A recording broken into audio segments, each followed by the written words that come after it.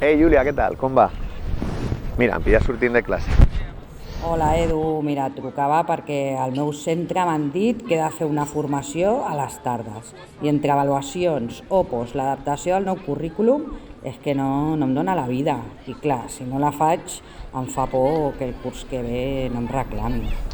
Ja t'entenc. Bueno, clar, és que amb el decret de plantilles aquest que ens van colar fa una mica el que volen amb nosaltres. Però bueno, per això hem convocat la vaga aquest mes. Ah, però no és pel calendari escolar? No és només per això és el que diuen els mitjans. Ja saps que sempre intenten com culpabilitzar, no, els profes, no? Com que sempre volem millores salarials i tot això. Però en realitat el que estem demanant és més inversió en l'educació. El 6% que deia la UNESCO. Ja, és que cal més inversió.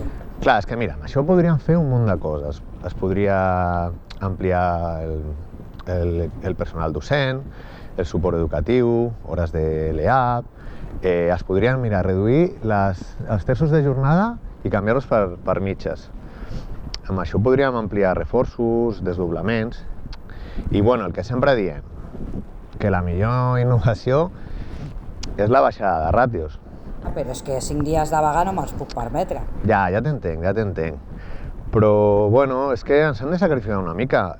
Pensa que tots els guanys de la classe treballadora han comportat una sèrie de sacrificis. I què són 5 dies, en sèrio, què són 5 dies de sou comparat amb un model educatiu que funcioni? I tu creus que a Can Brai aquest que han posat tan fracàs?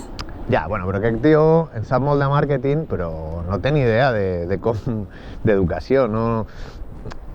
Jo crec que els que hem de decidir pel futur de l'educació en aquest país som la gent que treballem en l'educació.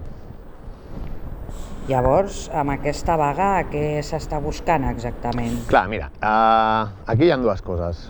O aconseguim una negociació digna o la dimissió d'aquest senyor. Bueno, hi ha molts motius en veritat, m'ho penso. Bueno, vale, pues res, que vagi molt bé. Adeu. I tu? Encara t'ho estàs pensant?